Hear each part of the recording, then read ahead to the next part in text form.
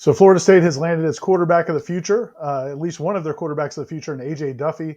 I'm here with Dominic Robinson, who is a former Florida State receiver. A lot of you remember him from his days at FSU from in the early 2000s. He also operates 3D Sports Performance out in Arizona.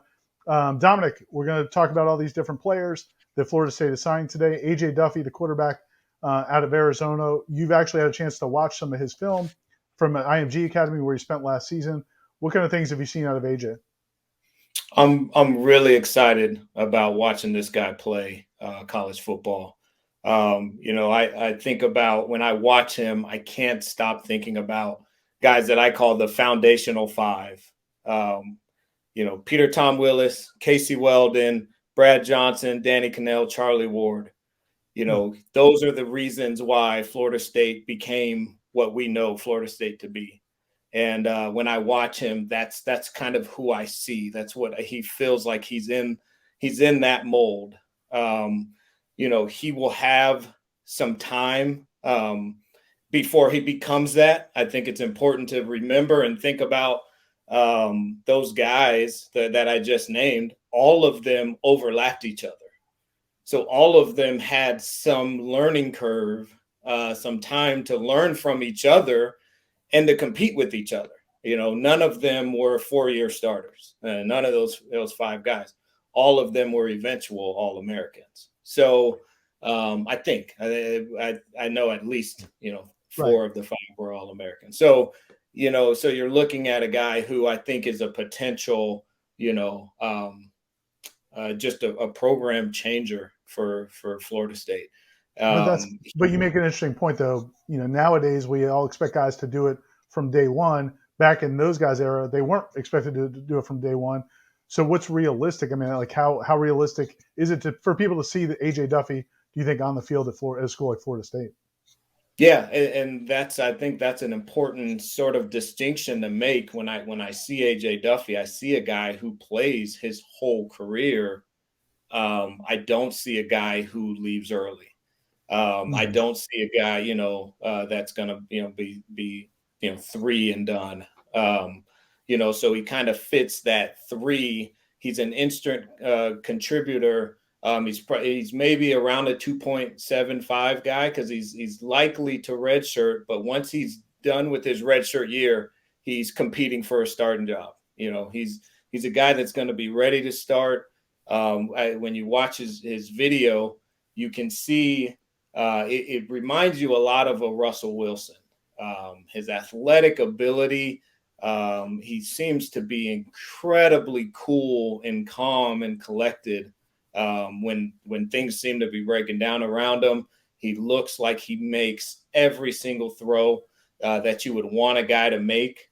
You'll see him throwing right there. He's rolling against his body, throwing back across, and he's able to make that throw. And it's just an absolute strike. His accuracy is incredible. He really checks all the boxes in terms of quarterback play.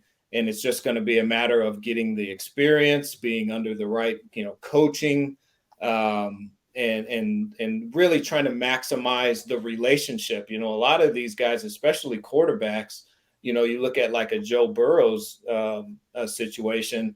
Why didn't he play at Ohio State? You can, bring up a whole different reasons, but in the end, it's just the chemistry between coach, play caller, and the actual player is really, really important.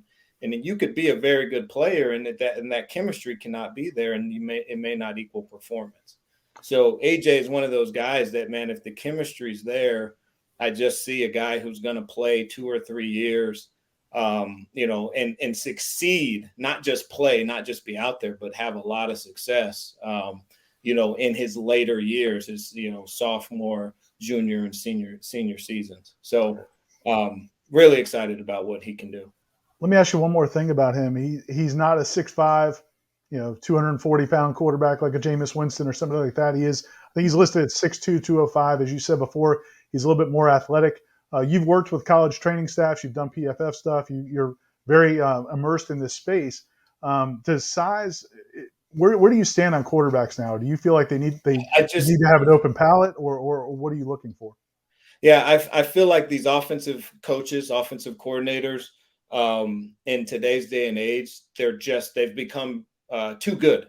You know, they're brilliant and they understand the things that they need to do in order to make a guy who may not be 6'5" to make him successful. Whether that's changing protection, whether that's the McVay stuff, where every play we run sends a jet motion, so that moves the pocket, just natural movement of the pocket. And so I don't ever really concern myself with height, and certainly not the way that we were concerned about it, 5-10 years ago.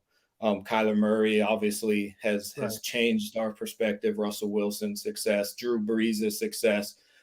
There's ways you can do it, and again, that goes back to the chemistry thing that I mentioned earlier. You have to have a coach, a coordinator, and a player that has a symbiotic relationship. It all sort of feeds on itself, and it all can work, but it takes some work. It takes some time, and that's why I say he's not this instant program changer the second that he steps foot on campus, because it will take some time to sort of figure that all out and how it all works together. But once you do, it can be a really beautiful, really special thing. Awesome. Thanks a lot, D-Rob. We'll talk to you next time. Yes, sir.